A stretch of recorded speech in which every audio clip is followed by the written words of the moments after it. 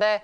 자, 뉴욕 증시도 또 우리 증시도 최근에 글로벌 증시는 유동성의 힘에 더해서 이제는 4차 산업으로의 패러다임 시프트, 또 여기에 미국의 수장이 바뀐 것에 대한 기대감까지 더해지면서 고점의 고점 돌파를 계속해서 이어가고 있습니다.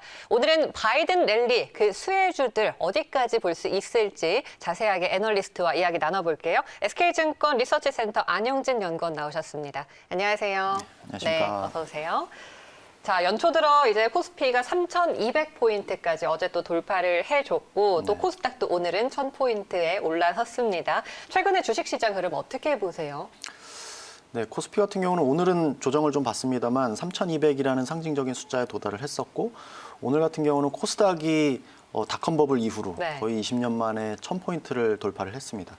그만큼 이제 우리 시장, 그러니까 우리 시장뿐만이 아니라 글로벌리 위험자산 선호에 대한 현상은 공통적인 현상인데 그중에서 이제 특히 우리나라 지수와 관련해서 훨씬 더 밸류를 받고 있는 이런 현상들이 보여집니다. 근데 저희들은 그런 원인에 대해서 여러 가지로 생각해 볼 수가 있겠지만 특히나 이제 국내 주요 이제 시총 상위 종목들을 중심으로 해서 이 대형주들에 대한 리레이팅이 작년 말부터 연초에 이르기까지 지속적으로 이어지고 있는 상황이기 때문에 그러한 부분이 이제 국내 증시에 대한 어떤 밸류에이션에 대한 재평가, 이걸 리레이팅이라고 표현을 하는데요. 그래서 일반적으로 어떤 이익에 대한 전망보다도 어떤 주관적인 멀티플을 더 부여를 함으로써 어떤 지수가 대폭 끌어올리는 이런 현상들이 국내 시장에서 보여지고 있다. 한마디로 이전과는 조금 잣대가 달라진 느낌입니다.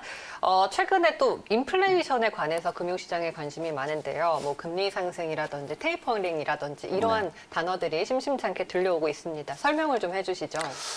일단 뭐 답드리기 앞서서 인플레이션이 왜 중요한가부터 보셔야 되는데 인플레이션은 우리 몸으로 치자면 어떤 이 혈압과도 같은 그러니까 몸의 순환을 일으키는 그러니까 인플레이션이라고 하는 것은 경제로 말하자면 어떤 순환을 야기시키는 그래서 가격에 대한 상승 기대가 현재의 어떤 소비나 투자를 단행하게 하는 그런 요인으로 작용을 하는데 금융시장 입장에서 보면은 두 가지 포인트가 있을 것 같습니다. 첫 번째는 어떤 우리가 주식 투자를 하는 데 있어서 스타일 측면에서 보면 어떤 경기 민감주, 그러니까 경기가 정말 좋아지는 방향으로 흘러가기 때문에 어떤 경기 민감주와 관련해서 투자의 비중을 높여야 되는지에 대한 판단 여부를 인플레이션으로 측정을 하고요. 두 번째는 이제 최근에 이제 보다 더 근본적인 질문인데 어떤 인플레이션이 작동을 하다 보면 시장 금리가 상승을 하고 이건 작년부터 시장의 랠리를 유발을 했던 어떤 연준의 유동성 공급과 관련해서 다시 한번 이게 테이퍼링, 그러니까 다시 유동성 공급이 되감기는 거 아닌가라고 하는 우려를 낳게 됩니다. 그래서 인플레이션이 최근에 나타나는 거에 대해서는 상당히 경제적으로 긍정적인 흐름이다라고도 보는 게 이제 대세적인 시각이지만 조금 더 큰 그림에서 보면 이렇게 좋아지는 그림이라면 역으로 통화 정책이 지금까지는 유동성 공급 방향이었다면 반대 방향으로 될 수 있다는 우려가 우리 투자자들로 하여금 약간의 우려감을 섞을 수 있는 그런 요인이 되겠죠. 그렇군요. 그런데 전 세계 주요국 가운데서 왜 유독 미국에서만 인플레이션 신호가 일어나는 걸까요? 네, 요새 뭐 인플레이션 얘기는 많이 있는데 실제로 지표들을 뜯어보면 미국에서만 나타납니다. 근데 그 이유도 여러 가지가 있겠지만 저는 두 가지 요인으로 생각을 하는데요. 첫 번째는 미국이 가장 좋다. 그러니까 글로벌 경기가 회복되는 과정, 그러니까 코로나 충격을 겪고 나서 회복되는 과정에서 미국이 가장 정책적인 지원이 강하게 들어갔었고요. 실제로 그 정책적인 지원을 활용을 해서 경기 회복을 나타나는 강도도 더 강했습니다. 그래서 이러한 미국이 상대적으로 경제 성장 측면에서 상당히 괜찮은 모습을 나타냈다는 점이 미국의 인플레이션을 조금 더 유발시킬 수 있는 요인이 됐다고 생각을 하고요. 두 번째는 이제 금융시장 측면에서 달러 약세라는 요인도 무시할 수 없을 것 같습니다. 이 달러 약세는 보통 이제 뭐 환율이라고 하는 건 국제 간의 거래에서 사용하는 가격 변수라고 보시면 되겠는데 이 환율이 자국 통화가 약세라는 얘기는 수입 물가를 높이는 효과를 주거든요.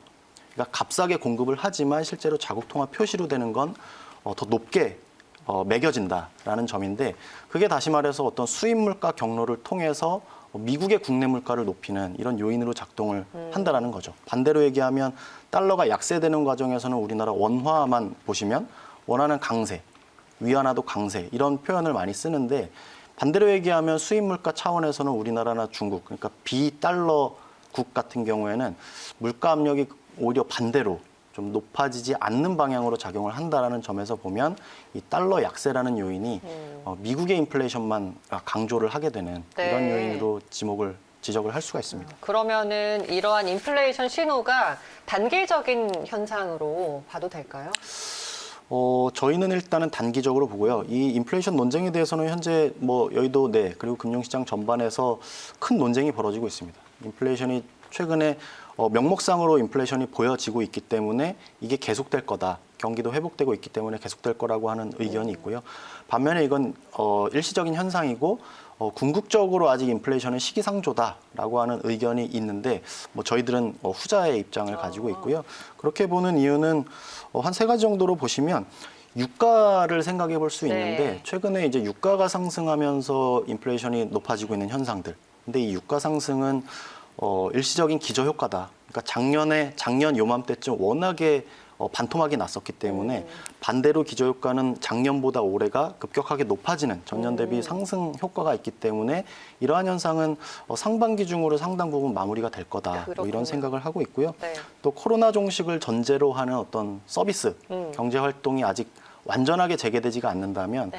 사실상의 인플레이션을 재개되기가 뭐 쉽지가 않다라는 생각이고 마지막으로 뭐 아까도 원인 중에 하나로 달러 약세를 지목을 해드렸는데 그 원인의 원인이 미국만 좋은 현상이 이루어지고 있다라고 한다면 작년 같은 특수 상황에서 달러 약세가 보여졌지만 달러 강세 전환에 대한 저희는 뭐 그런 방향으로 생각을 해보고 있기 때문에 인플레이션에 대해서 상당히 좀 제한적인 요소로 작동할 가능성이 높다. 이렇게 평가를 하고 있습니다. 자, 현지 시간 26일부터 올해 첫 FOMC 회의가 열립니다. 테이퍼링 가능성이 얼마나 있다고 보세요? 테이퍼링 지지난주에 많이 언급이 됐었죠. 네. 근데 사실 이번 FOMC에서는 주목도가 상당히 떨어집니다. 왜냐하면 지난주에 이미 파월 의장이 이 테이퍼링에 대해서 약간의 벽을 치는 모습을 보여줬거든요. 그래서 FOMC 회의에서는 금리 결정뿐만 아니라 향후에 유동성 공급을 어떻게 가져갈 것인지에 대한 의사결정이 이루어지는데 테이퍼링이 될지 말지에 대해 시장의 궁금증이 자아내졌다면 이미 파월 의장이 이미 선을 그었다는 점에서 보면 이번 FOMC의 주목도는 떨어집니다. 다만 이 테이퍼링이라는 이 용어, 그러니까 유동성 공급에 대해서 이제는 조금 달리 생각해야 되지 않는가라고 하는 의견은 어느 연준 의원이라도 개인적인 의견은 표명을 할 수 있다고 봅니다. 근데 뭐 더 중요한 건 이 개인적인 의견이 컨센서스로 집결이 되고 네. 그게 실제로 정책 결정으로 이루어지는 데까지는 꽤 오랜 시간이 소요될 것이다라고 저희는 판단을 하고 네. 있고요. 그래서 실제로 테이퍼링의 가능성에 대해서는 언급은 되겠지만 실제 현실화의 시점은 매우 오랜 기간이 걸릴 것이다. 네. 그래서 저희는 뭐 최소한 뭐 내년 하반기 이후라고 보고 있고요. 뭐 경우에 따라서는 2023년까지도 네. 바라볼 수 있는 그런 이슈라고 그래요. 보고 있습니다. 당분간 한 2년 정도까지는 뭐 금리 인상이라든지 테이퍼링 자체가 현실화될 가능성은 좀 낮은 네, 상황인 그렇습니다. 거네요. 알겠습니다. 한편 바이든 정부가 1.9조 달러 규모의 신규 부양책을 발표했는데 이 부분은 실현 가능성이 얼마나 있을까요? 일단 바이든 정부에서 1.9조 달러 어치의 경기 부양책을 발표를 했습니다. 네. 그래서 그 내용들을 살펴보면 두 가지 축이 있는데요. 첫 번째는 코로나 백신 접종과 관련한 이 팬데믹 극복에 관련된 부분에 대규모의 이 예산을 지원을 하겠다라는 게 이제 첫 번째 축이고 네. 두 번째 축이 이제 뭐 시장에서 가장 뭐 궁금해하는 부분이겠죠. 이제 실제로 작년에도 가게마다 어떤 재난지원금을 지급을 했듯이 이번에도 각 가게마다 1인당 1,400달러 우리 돈으로 환산하면 약 150만 원 이상. 네. 에 해당하는 현금 지급을 가게마다 할 계획을 이번 1.9조 달러 계획에 편성을 했습니다. 네. 근데 이 부분에 대해서 지금 뭐 물론 정부가 발표는 했지만 의회 예산주의이기 때문에 의회의 어떤 통과가 필요합니다. 그쵸. 근데 네. 실제로 바이든 정부가 민주당 소속이긴 하지만 반대편인 공화당뿐만 아니라 민주당 내에서도 현재 약간의 이견이 있습니다. 왜냐하면 그 정도로 많이 투입을 해야 되는 이슈냐 현재가. 그래서 그런 이견들이 있기 때문에 1.9조 달러라고 하는 막대한 양의 어떤 부양책이 그대로 의회를 통과하기는 현재로서는 사실상 쉽지 않아 보인다. 그래서 아무래도 이 규모에 대해서 좀 조정의 여지는 분명히 있을 것 같고 그 조정의 여지에 대해서는 앞서 말씀드렸던 백신에 대한 지원 이 부분에 대해서는 어떻게 줄일 수 없을 것 같습니다. 다만 이 가계 현금 지원에 대해서는 최근에 워낙에 경기가 회복되고 있는 과정이기 때문에 이러한 상황에서 특별히 많은 양의 어떤 현금 지원을 또 투입을 할 필요가 있겠냐라고 하는 좀 비판의 직면을 할 것 같습니다. 네. 그래서 어떤 이 부분에 대해서 약간의 규모의 조정 여부가 좀 따를 것이다라고 하는 부분이 있기 때문에 어떤 1.9조 달러의 실제 실현 가능성에 대해서는 어떤 규모에 대한 조정이 잇따를 것 같다. 일단 이런 기조는 평가를 하고 맞는데 있습니다. 기조는 조정이 뭐 될수 맞겠죠. 있다. 네, 알겠습니다. 최근에 글로벌 주식시장이 짧게 조정을 겪고 다시 좀 랠리를 보이는 조짐입니다. 향후 전망을 먼저 좀 짚어주시죠. 우선 뭐 단기적으로 보면 주식을 비롯해서 위험자산 시장에는 더없이 좋은 환경이라고 봅니다. 왜냐하면 리플레이션 환경이라고 함은 완만한 인플레이션 그리고 완만한 정도의 경기 회복 이 두 가지가 맞물린 네. 이런 상황이라고 보여지는데 경기가 회복되는 과정이고 인플레이션이 이어지는 상태에서 유동성 지원이라든지 정부의 부양책은 계속된다. 이 세 가지가 맞물리면 위험자산 입장에서는 너무나 좋은 상황이라고 볼 수가 있겠죠. 게다가 저희가 생각하는 어떤 위험자산에 대한 어떤 선행 지표로 좀 계속해서 주목을 하는 건 한국의 수출입니다. 그래서 한국 수출 같은 경우에는 글로벌 어떤 경기 내지는 산업 내에서 어떤 소재를 네. 중심으로 수출하는 경향이 많기 때문에 아무래도 글로벌 경기 내지는 산업 내 수요에 대한 선행 지표로서의 기능을 하는데 최근에 반도체를 중심으로 해서 국내 수출이 상당히 증가세를 보이고 있거든요. 그렇다면 이 부분이 어떤 글로벌 매크로 전망에 대해서 네. 조금 더 긍정적인 뷰를 가져갈 수 있다라는 의미가 되겠고요. 이런 상태에서 어떤 뭐 바이든 정부의 1.9조 달러 이게 규모는 조정될지언정 어떤 이러한 기조에 대해서는 계속된다라고 한다면 위험자산 입장에서는 상당히 뭐 긍정적으로 볼 수 있습니다. 그래요. 다만 네. 이제 저희가 리스크 요인으로 생각을 하는 건 어떤 달러화라든지 달러가 반등하면 아무래도 어떤 유동성 효과에 대해서 제한하는 효과가 나고요. 그리고 금리에 대해서 최근에 좀 상승하는 흐름들이 나타나고 있는데 네.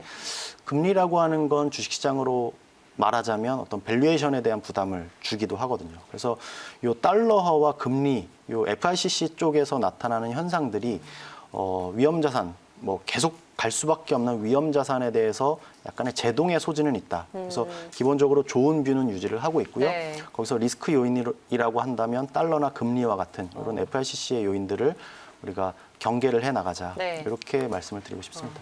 정리를 해보자면은 현재의 이러한 시장 바이든 랠리가 당분간은 긍정적으로 네. 안정적으로 이어갈 수 있겠습니다만 말씀하셨던 금리나 달러 변수 같은 것들을 우리가 어느 정도 좀 체크를 하면서 대응을 맞습니다. 하자라는 말씀이신 거네요.